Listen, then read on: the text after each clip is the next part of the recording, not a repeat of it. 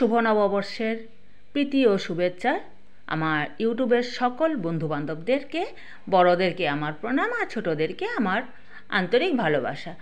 তবে নতুন বছরটা যাতে সবারই ভালো কাটে সেই কামনাই ঠাকুরের কাছে করি। আজকে নববর্ষের দিনের একটা স্পেশাল রেসিপি, সম্পূর্ণ নিরামিষ একটা রেসিপি, গোবিন্দভোগ চাউল দিয়ে আলু ফুলকপির ডালনা।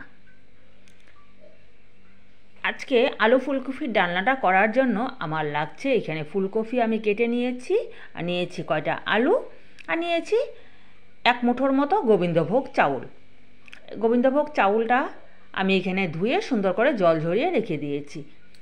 আর ফুলকপিগুলোকেও আমি সামান্য একটু নুন জলে একটু ভাপিয়ে নিয়েছি, সেদ্ধ করিনি, কিন্তু সামান্য 1 থেকে 1.5 মিনিটের মতো একটু ভাপিয়ে নিয়েছি। এবার আমি কি করব, আলু ফুলকপিগুলোকে ভেজে নেব। আর এদিকে এই রান্নাটা করার জন্য আমার লাগছে, এমন কোনো বেশি মশলার দরকার নেই। নিয়েছি এখানে সামান্য একটু আদা, আর নিয়েছি কয়টা কাঁচা লঙ্কা, আর লাগবে জিরের গুঁড়ো, ধনে গুঁড়ো, এগুলো তো লাগবেই।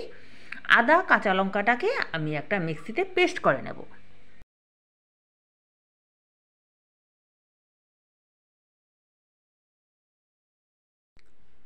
এখানে আমি একটা কড়াই বসিয়ে দিয়েছি, কড়াইতে দিয়ে দিলাম সর্ষের তেল। তেলটা গরম হওয়া পর্যন্ত আমি অপেক্ষা করব। গরম হয়ে গেলে এখানে আমি আগে ফুলকপিগুলোকে ভেজে আমি তুলে নেব। তবে আমার চ্যানেলে যদি আপনি নতুন বন্ধু হয়ে থাকেন, তবে অবশ্যই আমার চ্যানেলটিকে সাবস্ক্রাইব করে পাশে থাকা যে বেল বোতামটি আছে সেটি অল করে আমার সঙ্গে থাকবেন, আর আমাকে সামনের দিকে এগিয়ে নিয়ে যাওয়ার জন্য সাহায্য করবেন। আর পুরনো বন্ধুদের জানাই, এভাবেই থাকবেন, এভাবেই সাপোর্ট করে যাবেন সব সময়। তেলের মধ্যে আমি ফুলকপিগুলোকে দিয়ে সামান্য একটু নুন দিয়ে দিলাম, আর দিয়ে দিচ্ছি সামান্য পরিমাণ, 1/2 চামচের চাইতেও কম একটু হলুদ গুঁড়ো দিয়ে এবার হালকা একটু ভেজে নেব আমি ফুলকপিগুলোকে।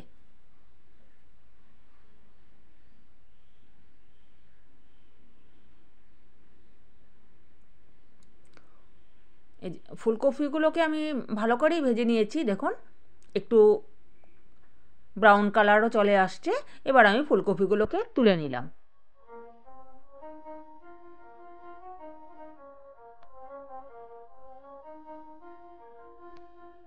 ফুলকপিগুলোকে তুলে নেওয়ার পর সেই তেলের মধ্যেই আমি আলুগুলোকে দিয়ে দিচ্ছি। আলুগুলোকেও আমি একইভাবে ভেজে তুলে নেব।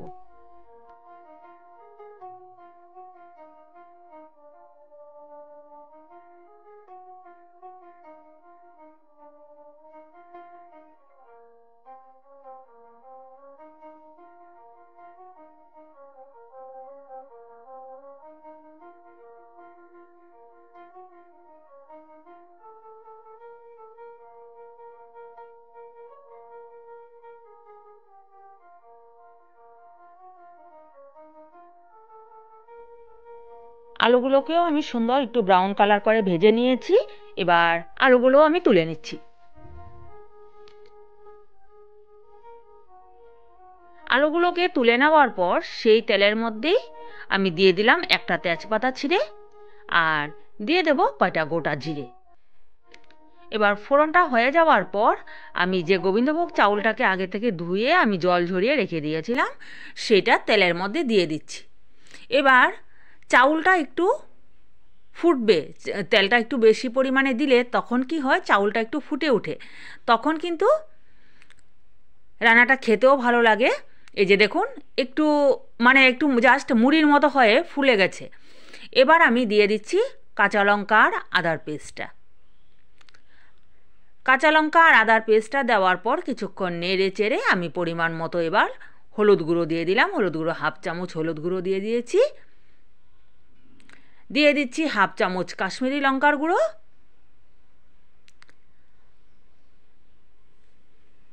দিয়ে দিচ্ছি এবার আমি 1 চামচ জিরের গুঁড়ো দিয়ে এবার মশলার সাথে চাউলটাকে খুব সুন্দর করে একটু ভেজে নেব। দিয়ে দিচ্ছি বাটিটা ধুয়ে সামান্য একটু জল। মশলাটা খুব সুন্দর করে একটু কষাবো চাউলের সাথে।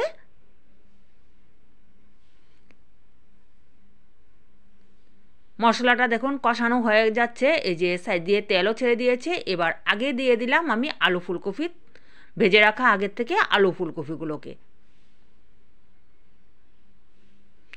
আলু ফুলকপিগুলো দিয়ে খুব সুন্দর করে আবারও কিছুক্ষণ কষানোর পর দেখুন সাইড দিয়ে তেলও ছেড়ে দিয়েছে। এবার আমি পরিমাণ মতো লবণটা দিয়ে দিচ্ছি, কারণ আলু আর ফুলকপির মধ্যে আগে থেকে লবণটা দেওয়া ছিল। একটু সুন্দর কষানো হয়েছে দেখুন। এদিকে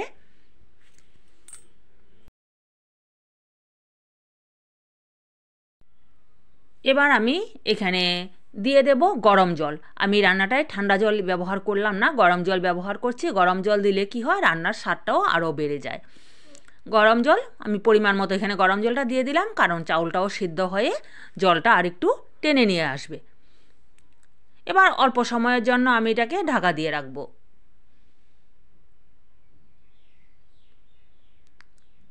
3 থেকে 4 মিনিটের মতো আমি ঢাকা দিয়ে দেখুন মিডিয়াম আঁচে রান্নাটা করেছি। এবার কিন্তু আমার চাউলটা অনেকটা সেদ্ধ হয়ে গেছে, এই যে, আর ঝোলটাও শুকিয়ে আসছে এখন একটু।